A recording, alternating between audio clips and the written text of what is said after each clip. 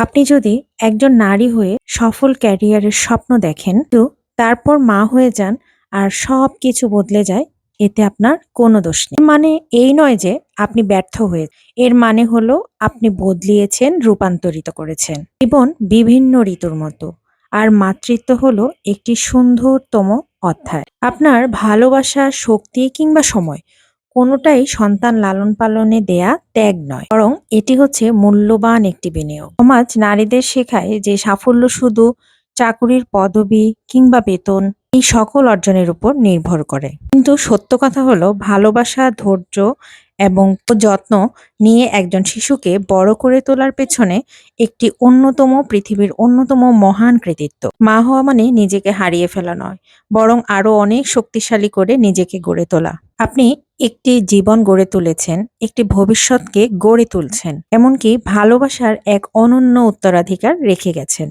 তাই কখনো ভাববেন না আপনি সাফল্য হারিয়েছেন। আপনি বরং সেটিকে নতুনভাবে সংজ্ঞায়িত করেছেন। তা সবচেয়ে অর্থবহ এবং সুন্দর। পৃথিবীর সকল মায়েরা ভালো থাকুক।